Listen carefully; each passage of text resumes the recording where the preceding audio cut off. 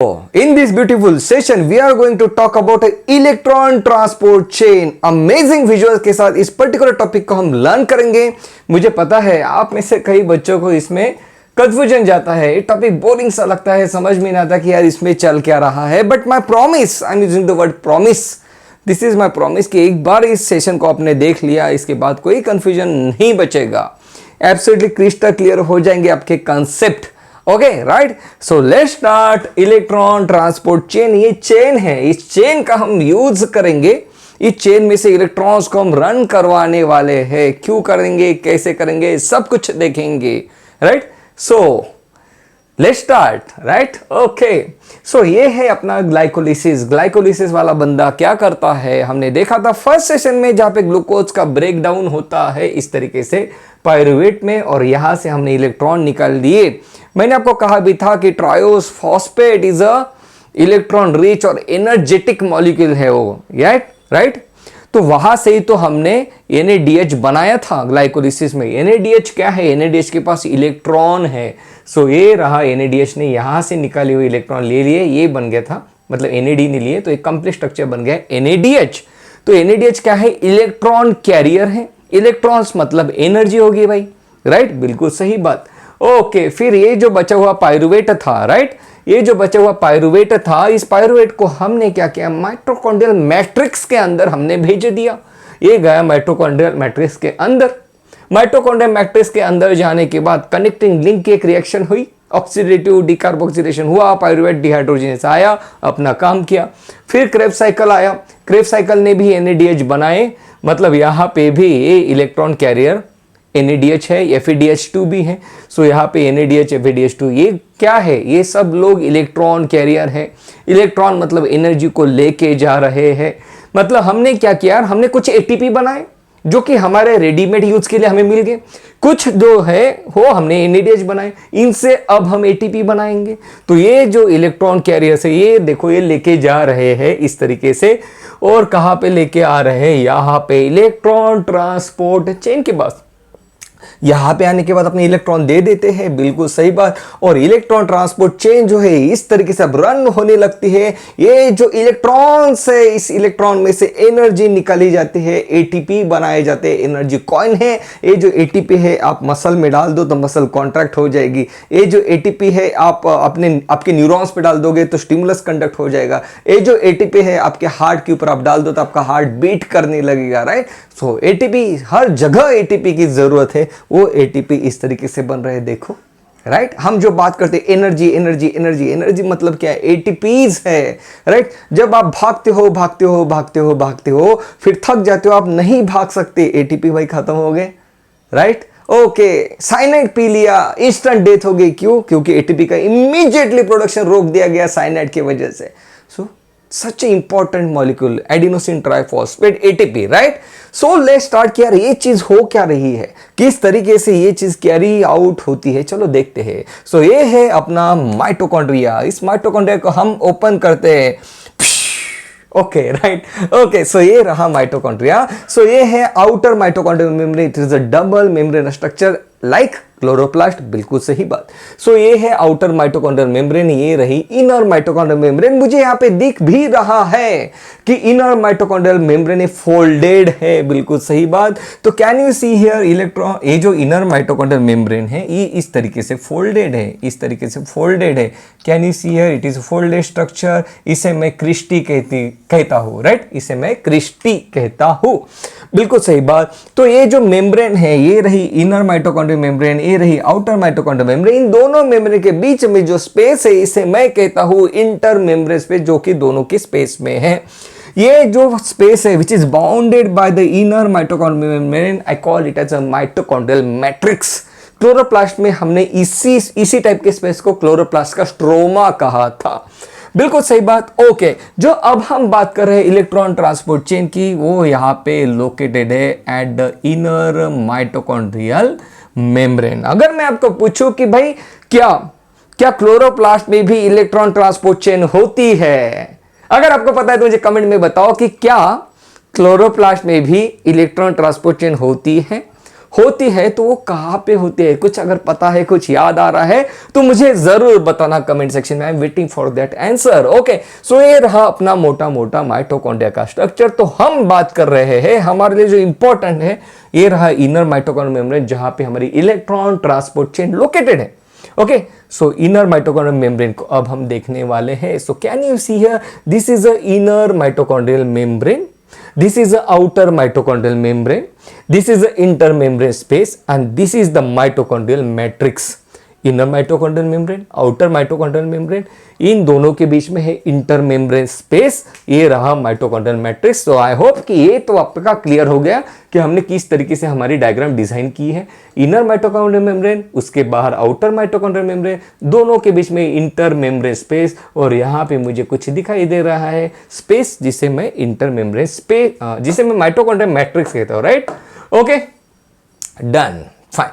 सो यार यहाँ पे कॉम्प्लेक्सेस है। एक कॉम्प्लेक्स नाम सुन के ऐसा लगता है कि क्या बड़ी चीज होगी, कुछ नहीं यार, बहुत सिंपल है। देखो देखो देखो देखो, हमने क्या देखा था, हमने ये देखा था यार कि जो भी हाइड्रोजन निकालेगा, जो एंजाइम हाइड्रोजन निकालेगा किसी से, तो उस पर्टिकुलर एंजाइम को हम कहेंगे डीहाइड्रोजिनेज। जैसे पायरुवेट से हाइड्रोजन निकालने वाले को हमने कहा पायरुवेट डीहाइड्रोजिनेज। बिल्कुुल सही बात। ओके, सो जहां जहां पे हमने हाइड्रोजन को निकाला वहां वहां पे हम कहेंगे डीहाइड्रोजिनेज। सो देखो यहाँ पे ये रहा अपना NADH जो कि इलेक्ट्रॉन कैरियर है। यहाँ पे कैसे आया भाई, माइटोकॉन्ड्रियल मैट्रिक्स में ही तो क्रेव साइकिल हुआ, माइटोकॉन्ड्रियल मैट्रिक्स में ही तो कनेक्टिंग लिंक रिएक्शन हुई, फिर NADH यहाँ पे कैसे आया, वहीं पे तो बना है। ओके, माइटोकॉन्ड्रियल मैट्रिक्स में ही बना है, तो ये यहाँ पे NADH है। जो ग्लाइकोलिसिस में NADH बना वो भी इधर आ जाता है। माइटोकॉन्ड्रियल पोर्स होते हैं, राइट। ट्रांसपोर्ट इन प्लांट्स में दिया है कि माइटोकॉन्ड्रिया के ऊपर पोर्स होते हैं, इन पोर्स में NADH यहाँ पे आ गया है। Okay, right, now let's see, यहाँ पे देखो NADH को ब्रेक किया जा रहा है NAD plus plus H plus में। ओके, NAD और H प्लस में उसको ब्रेक किया जा रहा है और यहां से इसके इलेक्ट्रॉन निकाले जाते हैं। बिल्कुल सही बात। तो इसके इलेक्ट्रॉन निकालने वाले एंजाइम को आप क्या कहोगे यार, जो H को सेपरेट कर देता है NADH से, जो H को बाहर निकाल लेता है, उसको आप क्या कहते हो, डीहाइड्रोजिनेज। किसका डीहाइड्रोजिनेशन कर रहा है, NADH का। तो ये जो एंजाइम है इसे मैं NADH डीहाइड्रोजिनेज कहूंगा तो क्या गलत होगा, बिल्कुल गलत नहीं होगा। ओके, राइट, तो इसे मैं कहूंगा NADH डीहाइड्रोजिनेज। लेकिन इसके बाहर यार कॉम्प्लेक्स लिखा है। कॉम्प्लेक्स मतलब क्या, तो हमने देखा था इसके जस्ट प्रीवियस ट्यूटोरियल में कि कॉम्प्लेक्स मतलब क्या है यार, कि कुछ एंजाइम होते हैं, enzymes are made up of protein, कुछ एंजाइम ऐसे होते हैं जो अकेले काम नहीं कर सकते, उनको सहारे की जरूरत होती है। ऐसा सहारा जो नॉन प्रोटीन है उसे हम क्या कहते हैं, उसे हम कोफैक्टर्स कहते हैं। कोफैक्टर्स रहते हैं मेटल आयंस, कोफैक्टर्स रहते हैं कोएंजाइम्स लाइक दैट। ओके, सो यहां पे इसको अच्छे से काम करने के लिए FMN आयन सल्फर की ये जो मेटल है इसकी भी जरूरत है, तभी ये अपना काम ठीक से कर पाएगा। मतलब enzyme which is a protein, protein associated with a non protein molecules, metals also, ये रहा मॉलिक्यूल, ये रहा मेटल्स, इनके साथ एसोसिएटेड है, तो ये बना NADH डीहाइड्रोजिनेज कॉम्प्लेक्स। अब देखो यार, मुझे इतना बड़ा नाम लेना पड़ रहा है, इतना बड़ा मुझे नाम लेना पड़ रहा है, NADH डीहाइड्रोजिनेज कॉम्प्लेक्स। इतना बड़ा नाम कौन लेगा यार। जैसे हम घर में नाम रखते हैं ना, अपने घर में किसी का नाम गोलू कह लेते हैं, किसी को छोटू कह लेते हैं, किसी को पिंटू कह लेते हैं, किसी को तो प्यार से बेबी, सोना, मैं बाबू। ओके, तो ये प्यार वाली बातें हो गई कि हम शॉर्ट में नाम लेते हैं। ओके, राइट, सो इसका भी शॉर्ट में नाम लेना है यार, इतना बड़ा मैं नहीं ले सकता। NADH डीहाइड्रोजिनेज कॉम्प्लेक्स, तो मैं कहूंगा complex 1। Yes, so is it clear, is it clear. तो मैं कहूंगा कॉम्प्लेक्स 1, इतना बड़ा नाम लेने से अच्छा मैं कहूंगा कॉम्प्लेक्स 1, राइट। सो कॉम्प्लेक्स 1 जैसे ही मैं कहूंगा आपके माइंड में एकदम से आ जाएगा NADH डीहाइड्रोजिनेज कॉम्प्लेक्स की बात हो रही है, मतलब NADH से इलेक्ट्रॉन निकाले जा रहे हैं। ये देखो इलेक्ट्रॉन निकाले इसने, और इलेक्ट्रॉन का अब ये क्या करने वाला है देखते हैं।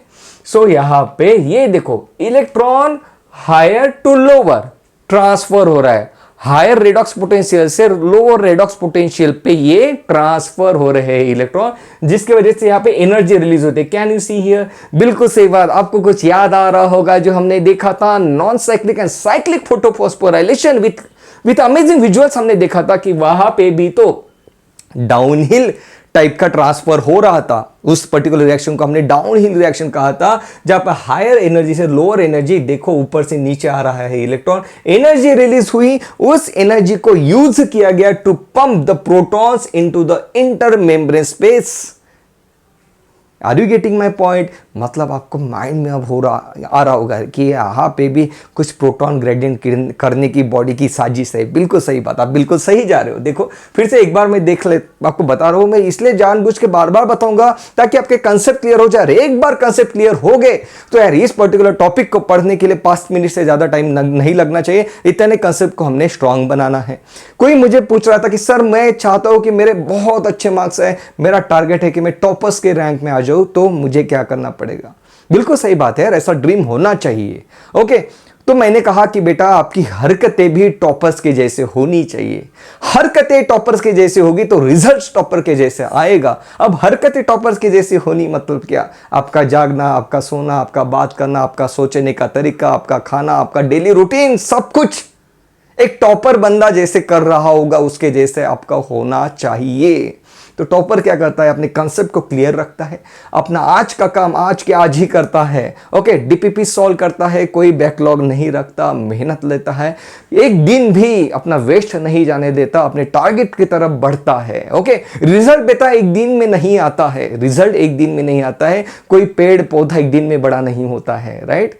तो यार ये धरती का नियम है, नेचर का नियम है, तो चीजें धीरे धीरे धीरे ग्रो करेगी, स्टेप बाय स्टेप हम ग्रो करेंगे और आपको एक बड़ा रिजल्ट आपको मिल जाएगा। सो मैं यही कहूंगा कि हरकतें आपकी देखना, कि हरकतें मतलब कि यार पता चला दोस्त का फोन आया 1-2 घंटे लग गए उसी पे, पता चला कोई वेब सीरीज लगा ली 1-2 घंटे उसी पे लग गए, तो ऐसे नहीं होता है ना बेटा।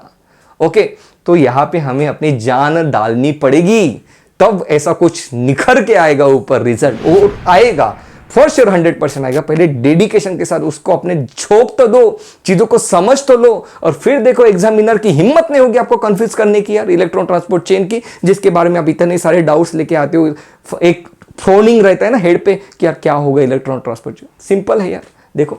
सो यहाँ पे देखो इस तरीके से इलेक्ट्रॉन्स डाउन ही ट्रांसफर हुए, वो जो एनर्जी रिलीज हुई उसे यूज किया गया to pump the protons into the intermembrane space. बिल्कुल सही बात। नाउ ये कौन है यार? ये है यूबिक्विनोन, ये है यूबिक्विनोन। ये यूबिक्विनोन कौन है यार? This is a mobile carrier protein.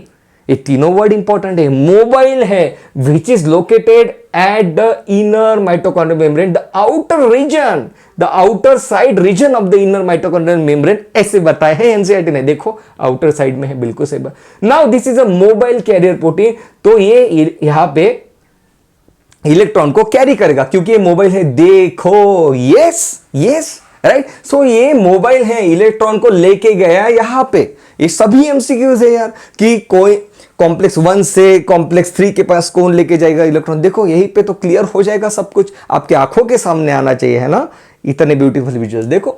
सो बिल्कुल सही बात। तो एक बात ध्यान से समझ लो कि आपको ये दिख रहा है कि ये नॉन मोटाइल है, ये नॉन मोटाइल है, नॉन मोटाइल, नॉन मोटाइल, ये मोटाइल है, यूबिक्विनोन हम कहेंगे इसको, राइट? ये यूबिक्विनोन है। अब देखो यहां पे क्या हो गया, ये यहां पे अब आ चुका है, ये यहां पे अब आ चुका है कॉम्प्लेक्स 3 के पास देने के लिए अपने इलेक्ट्रॉन। बिल्कुल सही बात। अब इसे आप क्या कहोगे? इसे आप क्या कहोगे? ये दे दिए इसने इसको, मतलब इसने इसके इलेक्ट्रॉन निकाल लिए, इसने इसके इलेक्ट्रॉन निकाल लिए, मतलब इसका क्या किया? मतलब इसका क्या किया? इसका ऑक्सीडेशन किया। इलेक्ट्रॉन निकाल लिया मतलब ऑक्सीडेशन किया, इलेक्ट्रॉन दे दिया मतलब रिडक्शन किया। तो हम इसे कहेंगे कोएंजाइम क्यूब, इसे हम कहेंगे ऑक्सीडेशन करने वाला, इसे हम कहेंगे ऑक्सीडेशन करने वाला। अब देखो एक बार इसका और एक फंक्शन देखते हैं, फिर इसके नाम के बारे में बात करेंगे। ये है कॉम्प्लेक्स 3। फिर अब ये क्या करता है? ये देखो अनदर मुझे मोबाइल प्रोटीन दिख रहा है यहां पे, मुझे यहां पे एक मोबाइल प्रोटीन दिख रहा है। अब मेरे साथ ही रहना।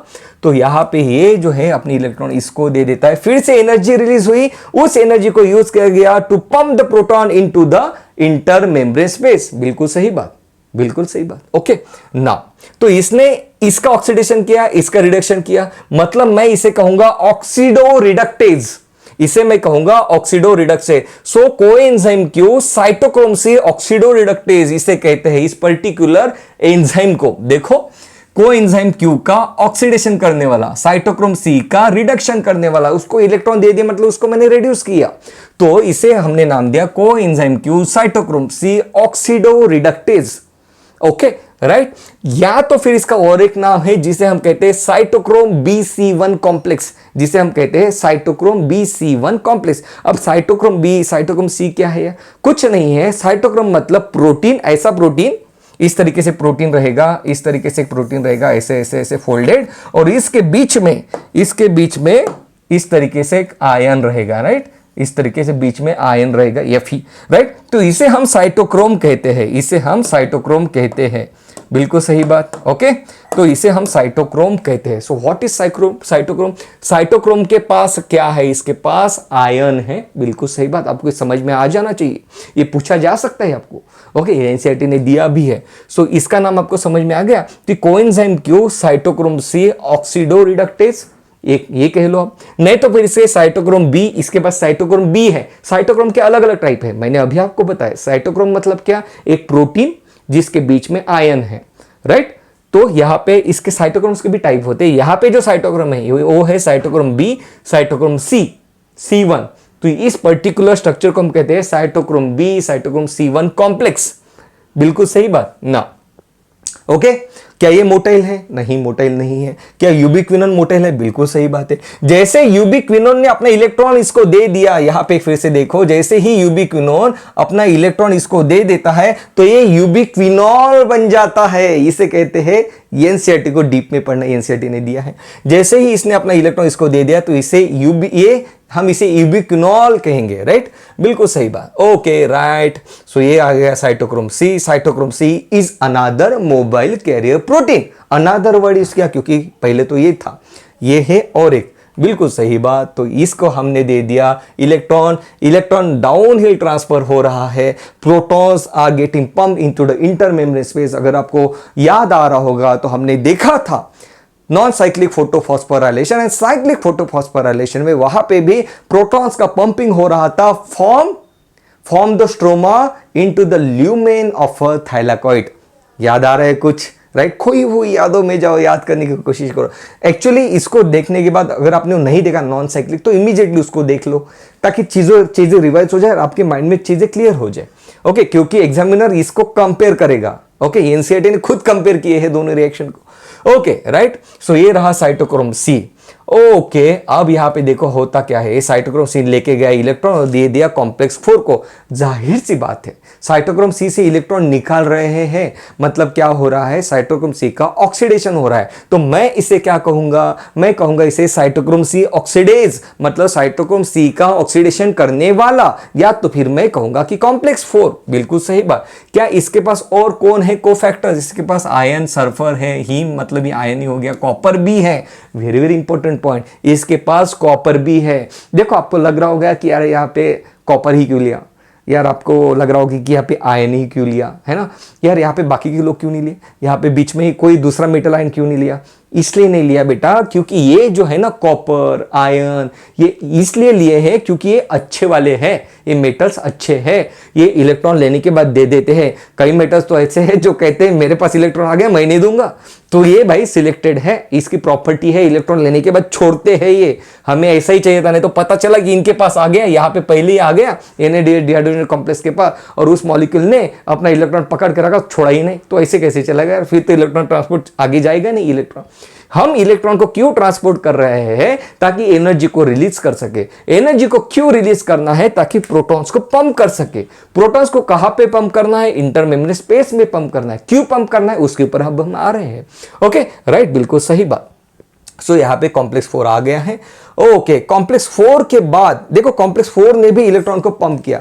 मतलब यहां पे किसने किसने इलेक्ट्रॉन को पंप किया? क्या आप नोट कर रहे हो? ये रहा कॉम्प्लेक्स 1 ने किया सबसे पहले, उसके बाद यहां पे हुआ कॉम्प्लेक्स 3 ने किया। मैं NADH के इलेक्ट्रॉन की बात कर रहा हूं। ओके, उसके बाद कॉम्प्लेक्स 4 ने भी इलेक्ट्रॉन नहीं प्रोटॉन को पंप किया। प्रोटॉन किसने किसने पंप किया? कॉम्प्लेक्स 1 ने किया, उसके बाद कॉम्प्लेक्स 3 ने किया, कॉम्प्लेक्स 4 ने किया। मैं बात करूं NADH के इलेक्ट्रॉन यूज कर करके किसने प्रोटॉन को पंप किया, राइट।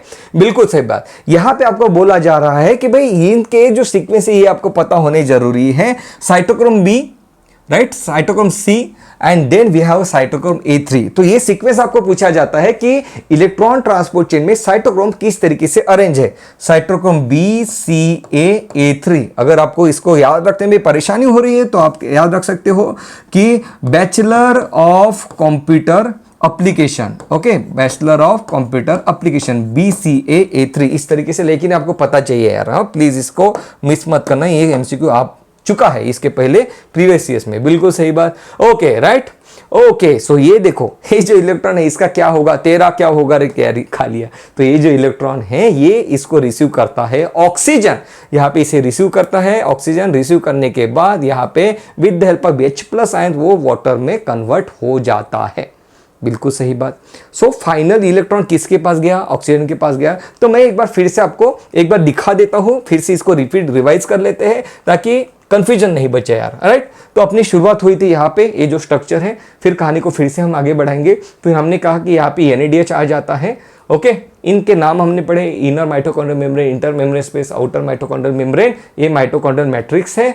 और यहाँ पे NADH आ पहुंचा है। NADH का डिहाइड्रोजनेशन किया जाता है, NADH से H को निकाला जाता है। तो ये जो निकालने वाला है इसे हम कहते हैं NADH डिहाइड्रोजिनेस कॉम्प्लेक्स। कॉम्प्लेक्स क्यों कहा, क्योंकि इसके पास FMN मतलब नॉन प्रोटीन मॉलिक्यूल्स है, मेटल्स है, इसलिए ये क्या करते हैं, इस पर्टिकुलर स्ट्रक्चर को हमने कॉम्प्लेक्स कहा, मतलब प्रोटीन स्ट्रक्चर है, नॉन प्रोटीन स्ट्रक्चर है, इसलिए। ओके सो ये रहा कॉम्प्लेक्स। ओके यहाँ पे इलेक्ट्रॉन आ गए हैं। नाउ इलेक्ट्रॉन पास ऑन किए जाते हैं यूबिक्विनोन को, okay right.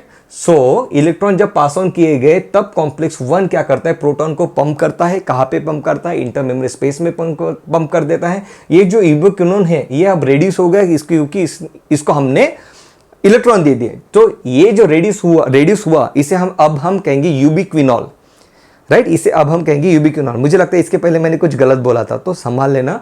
Reduce ubiquinone is called as ubiquinol, NCERT ने दिया है। सो यहाँ पे यूबिक्विनोन कौन है, ubiquinone is a mobile carrier protein जो कि कैरी करेगा इलेक्ट्रॉन को मतलब इनर माइटोकॉन्ड्रियल मेम्ब्रेन में से कैरी करेगा, ओके राइट। कहाँ पे लेके जाएगा, कॉम्प्लेक्स 3 के पास, इस तरीके से लेके जाएगा। कॉम्प्लेक्स 3 इसका क्या करेगा, ऑक्सीडेशन करेगा। तो मैं कॉम्प्लेक्स 3 को ऑक्सीडेज कहूंगा, इसे मैं कहूंगा ऑक्सीडेज, बिल्कुल सही बात ना। अब कॉम्प्लेक्स 3 जो है अपने इलेक्ट्रॉन दे देता है साइटोक्रोम C को, मतलब साइटोक्रोम C का रिडक्शन करता है, तो मैं इसे रिडक्टेज भी कहूंगा, मतलब कंप्लीट वर्डिंग में इसको मैं ऑक्सीडो रिडक्टेज कहूंगा, बिल्कुल सही बात। ओके सो ये देखो, तो साइटोक्रोम C भी एक मोबाइल कैरियर प्रोटीन है, ओके राइट। साइटोक्रोम का हमने डेफिनेशन क्या देखा, साइटोक्रोम एक्चुअल में क्या है, साइटोक्रोम एक ऐसा मॉलिक्यूल है यार जिसके पास प्रोटीन है, बीच में आयन भी लगा हुआ है, बिल्कुल सही बात। सो यहाँ पे आपको दिख रहा है कि ये जो साइटोक्रोम BC1 कॉम्प्लेक्स है ये अपना इलेक्ट्रॉन दे रहा है साइटोक्रोम C को, राइट। और तभी जो एनर्जी रिलीज हुई उस एनर्जी को यूज कर रहा है प्रोटॉन को पंप करने के लिए इनटू द इंटरमेम्ब्रेन स्पेस। इसके पहले कॉम्प्लेक्स 1 ने पंप किया, अब कॉम्प्लेक्स 3 ने पंप किया। साइटोक्रोम C अपने इलेक्ट्रॉन दे देता है कॉम्प्लेक्स 4 को। अब आप फिर से इसको याद करते हो कि कॉम्प्लेक्स 4 मतलब साइटोक्रोम C ऑक्सीडेज, ऐसे याद नहीं करना है, आपको सीक्वेंस पता चाहिए ना। साइटोक्रोम C अपना इलेक्ट्रॉन दे देगा तो साइटोक्रोम C से इलेक्ट्रॉन लूज हो रहा है, मतलब ऑक्सीडेशन हो रहा है। ये आपको पता होगा ना, इसकी भी तो ट्रिक है, लूज, इलेक्ट्रॉन को लूज करना मतलब ऑक्सीडेशन होना। ये अपना इलेक्ट्रॉन दे रहा है मतलब ये इसका ऑक्सीडेशन हो रहा है। जिसने इसका ऑक्सीडेशन किया उसको हम ऑक्सीडेज कहेंगे, उसको हम क्या कहेंगे, ऑक्सीडेज कहेंगे। सो यहाँ पे कॉम्प्लेक्स 4 क्या हो गया, साइटोक्रोम C ऑक्सीडेज, बिल्कुल सही बात। इसके पास भी कुछ कोफैक्टर्स है, आयन सल्फर है, हीम तो है ही, मतलब आयन तो है ही, कॉपर भी है, बिल्कुल सही बात। तो इसको हमने कॉम्प्लेक्स कहा, कॉम्प्लेक्स 4 बोल लो। कॉम्प्लेक्स 4 अपने इलेक्ट्रॉन्स जो है ये ऑक्सीजन को दे देता है, साथ में जो एनर्जी रिलीज हुई वो यूज करेगा to pump the proton into the intermembrane space. मैं कई बार इंटरमेम्ब्रेन स्पेस इसलिए बोल रहा हूं क्योंकि पूछा जाता है, क्योंकि ये नॉन साइक्लिक फोटोफॉस्फोराइलेशन से कंपेयर करके आपको MCQ यहाँ पे पूछे जाते हैं। इनके सीक्वेंस आपको पता होना जरूरी है my dear friends. Cytochrome BC1 A3, cytochrome BCA A3, इस तरीके से आपको इसके सीक्वेंस पता होने चाहिए। सो आपको ये पता चल गया कि final electron acceptor in the electron transport chain is कौन है, यहाँ पे ऑक्सीजन है, ये डायरेक्ट MCQ है। The final electron acceptor in electron transport chain is oxygen, और यहाँ पे वाटर का फॉर्मेशन हो जाता है। मान लो यहाँ पे ऑक्सीजन अगर यहाँ पे नहीं रहता तो क्या होता, तो फिर ये रिएक्शन, ये जो है ना, ये इलेक्ट्रॉन यहीं पे कहीं पे फंसा हुआ रहता, मतलब बाजू में जो फिर से NADH आता है उसका इलेक्ट्रॉन हम निकाल नहीं पाते अगर पहले जो NADH है उसका आपने नहीं निकाला होता।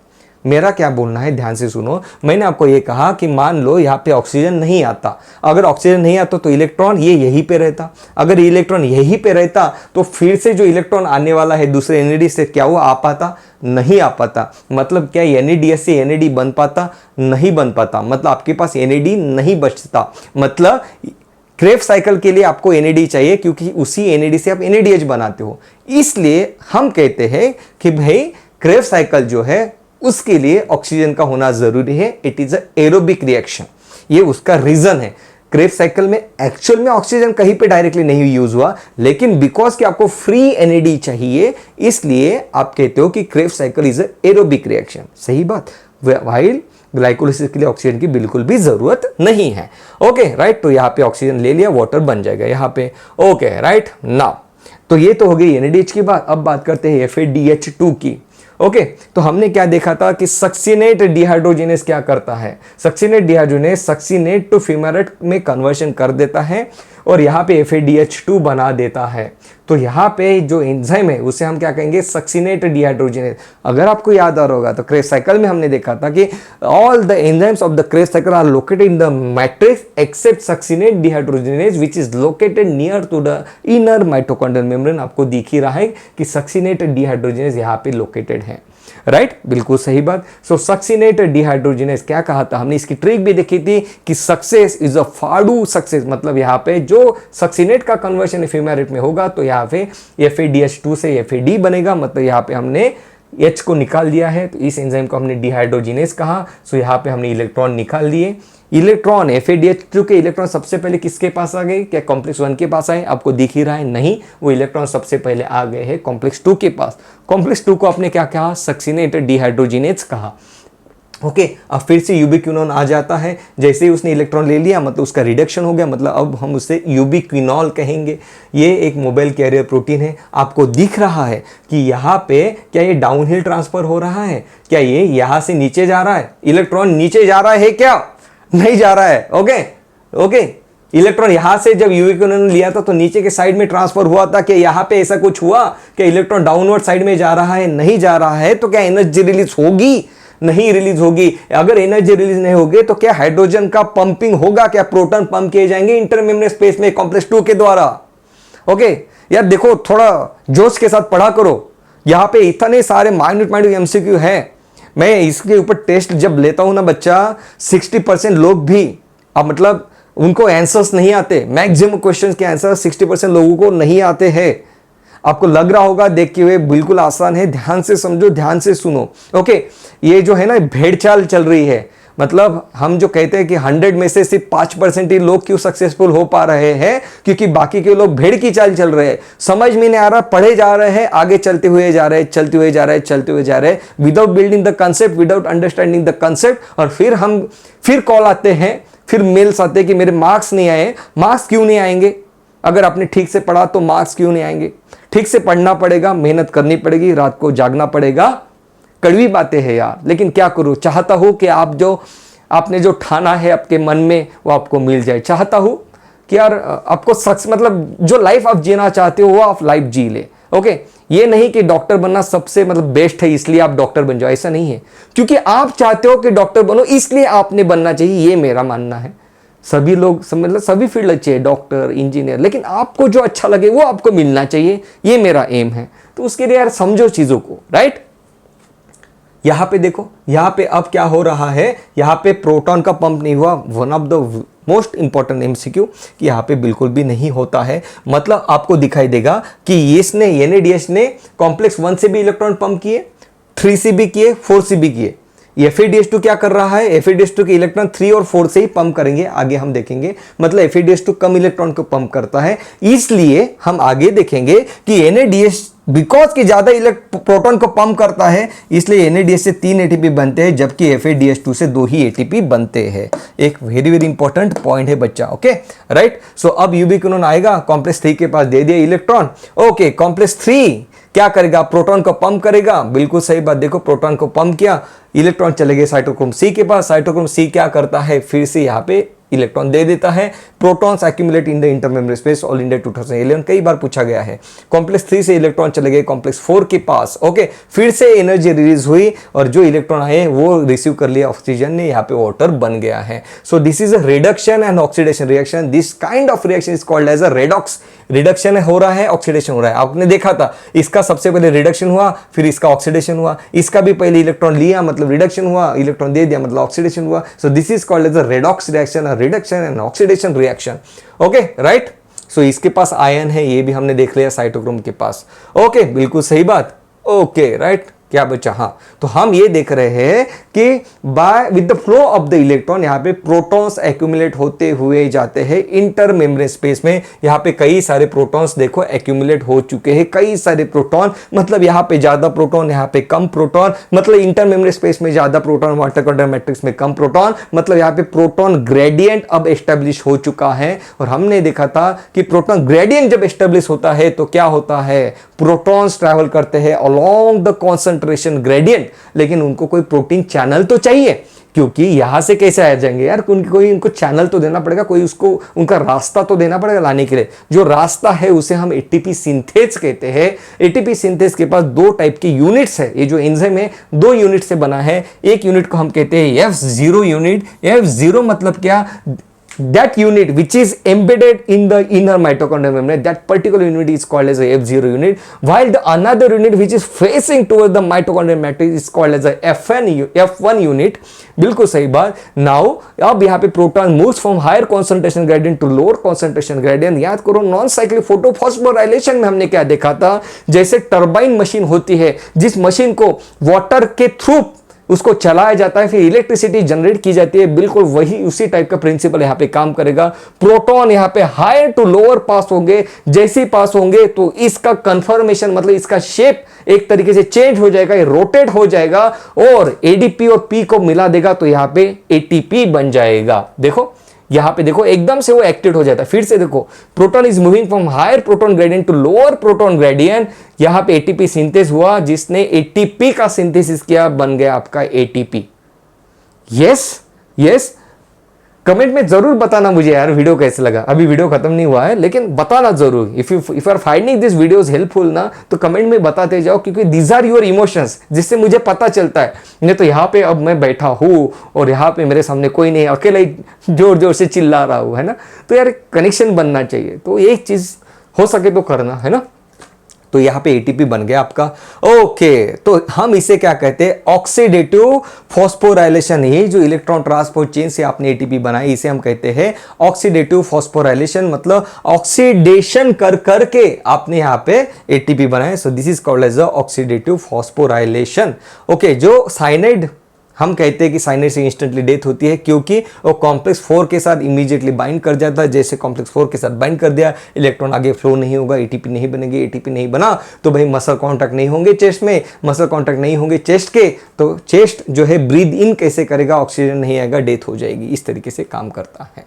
Okay, right. सो ये डायग्राम जो है, ये डायग्राम किसने दी है, एनसीईआरटी ने दी है। इससे अच्छी मेरी डायग्राम थी, बिल्कुल सही बात। सो जल्दी से हम देख लेते हैं, what is electron transport system, the metabolic pathway through which the electron passes from one carrier to another carrier, that is what is called electron transport system. Location inner mitochondrial membrane में है। Electron transport system क्या करते हैं, it releases and utilizes the energy stored in the NADH and FADH2। ये NCERT की lines है जो मैं आपके लिए पढ़ रहा हूं। साइटोक्रोम C एक मोबाइल कैरियर है, बिल्कुल सही बात। साइटोक्रोम C एक मोबाइल कैरियर है और ट्रांसफर कहां पे करता है, कॉम्प्लेक्स 3 और कॉम्प्लेक्स 4 के बीच में ट्रांसफर करा देता है। NADH 3 ATP बना देता है, FADH तो 2 ATP बना देता है। Okay, the presence of oxygen is vital, बिल्कुल सही बात। अगर ऑक्सीजन, क्यों, because oxygen act as a final hydrogen और इलेक्ट्रॉन एक्सेप्टर, बिल्कुल सही बात। Unlike photophosphorylation where it is the light energy that is utilised for the production of proton gradient required for the phosphorylation in the respiration, it is the energy of the oxidative reduction reaction. यहां पे कहा जा रहा है कि respiration में हमने oxidation reduction कर करके हमने एनर्जी को रिलीज किया, प्रोटॉन ग्रेडियंट को यहां पे हमने पंप कराया, मतलब यहां पे एस्टेब्लिश किया। जबकि फोटोफॉस्फोराइलेशन में क्या हुआ था, फोटोफॉस्फोराइलेशन में हमने लाइट एनर्जी का यूज करके इलेक्ट्रॉन को एक्साइट किया था, राइट। तो ये डिफरेंस है फॉस्फोराइलेशन, दोनों में एटीपी बन रहे हैं, लेकिन वहां पे सनलाइट की एनर्जी को यूज किया गया, यहाँ पे ऑक्सीडेशन रिडक्शन की एनर्जी को यूज किया गया। जहां पे लाइट की एनर्जी का यूज करके एटीपी बना गया नॉन साइक्लिक फोटोफॉस्फोराइलेशन में, वहां पे हमने यूज किया था वर्ड फोटोफॉस्फोराइलेशन। यहां पे हम वर्ड यूज करेंगे ऑक्सीडेटिव फॉस्फोराइलेशन। इसका कंप्लीट नाम होता ऑक्सीडेटिव रिडक्टिव फोटोफॉस्फोराइलेशन, लेकिन शॉर्ट में हमने कहा ऑक्सीडेटिव फॉस्फोराइलेशन। बिल्कुल सही बात। ओके, एटीपी सिंथेसिस के बारे में हमने बात की है। यहाँ पे एक इंपॉर्टेंट पॉइंट है कि यहाँ पे एनसीईआरटी ने ये भी कहा है, जब दो हाइड्रोजन, हमारे डायग्राम में भी हमने दो हाइड्रोजन दिखाए थे, जब दो हाइड्रोजन पंप होते हैं तब एक एटीपी बनता है। इस तरीके की बात यहाँ पे की गई है। F0 is the integral membrane protein. Another important point, F0 embedded है यहाँ पे माइटोकॉन्ड्रियल मेम्ब्रेन में, और F1 यहाँ पे इनसाइड में फेस कर रहा है। बच्चा, इतने डिटेल में हमने देखा इस सेशन को। आप इस पर्टिकुलर, मतलब इसके बाद आप डीपीबी भी सॉल्व कर लेना, उसके बाद you will be able to solve absolutely any kind of question based on this topic. Okay, बिल्कुल सही बात, क्योंकि काफी डिटेल में हम पढ़ रहे हैं। एक फाइनल टॉपिक जो हमारा बचा है, इसको ध्यान से सुन लेना है। NADH डिहाइड्रोजन कॉम्प्लेक्स में जो इसके पास कोफैक्टर्स है वो आपको पता चाहिए। यहाँ पे फ्लेविन, मोनोन्यूक्लियोटाइड, आयन और सल्फर। ओके, ये आपको जैसे कि वैसे पता चाहिए। आपके रूम में ये चार्ट लगा होना जरूरी है। सक्सिनेट डिहाइड्रोजनेस के पास कौन है? फ्लाविन, एडेनाइन डाइन्यूक्लियोटाइड, आयन और सल्फर। बिल्कुल सही बात। कॉम्प्लेक्स 4 के पास कॉपर है। वेरी वेरी इंपॉर्टेंट पॉइंट, ये एनसीईआरटी ने कहा है, मतलब डंकी की चोट पे एनसीईआरटी ने कहा है कि यहाँ पे कॉपर है, ये पता होना ही चाहिए आपको। कॉम्प्लेक्स 4 के पास कॉपर है, कॉम्प्लेक्स 4 के पास कॉपर है। बिल्कुल लिख लो, बहुत इंपॉर्टेंट पॉइंट है। ओके, बिल्कुल सही बात। हम कहते हैं कि यार हमें विटामिन खाना चाहिए। विटामिन क्यों खाना चाहिए? क्योंकि ये देखो, फ्लेविन मोनोन्यूक्लियोटाइड, ये कौन है? राइबोफ्लेविन का डेरिवेटिव है। राइबोफ्लेविन, ये जो विटामिन है, कौन सा विटामिन है? Vitamin B2। सो B2 से हमने FMN को बनाया। FMN चाहिए NADH डिहाइड्रोजनेस के अच्छे काम करने के लिए, मतलब ATP बनाने के लिए। इसलिए तो हम कहते हैं जब किसी को वीकनेस फील होती है तो हम उसे मल्टी विटामिन क्यों देते हैं। देखो बच्चा, इतना डीप कंसेप्ट है, क्योंकि विटामिन की जरूरत होती है। यस, सो वीडियो अगर अच्छा लगे तो मुझे कमेंट सेक्शन में जरूर बताना। वीडियो को लाइक, चैनल को सब्सक्राइब करना मत भूलना। और आप जो है यार डीपीपी प्लीज सॉल्व करो। बहुत केयरफुली आपके लिए क्वेश्चन डिजाइन किए गए हैं, क्वेश्चन पिक किए गए हैं, ताकि आपके कंसेप्ट स्ट्रांग हो। डीपीपी को स्किप मत करना। इसके तुरंत बाद नॉन साइक्लिक फोटोफॉस्फोराइलेशन देख लो, ताकि चीजों को आप अच्छे से कंपेयर कर पाओ, कंसेप्ट को स्ट्रांगली बिल्ड कर पाओ। जल्दी मिलेंगे। That was all about this session. Thank you so much दोस्तों। Love you all. Bye bye.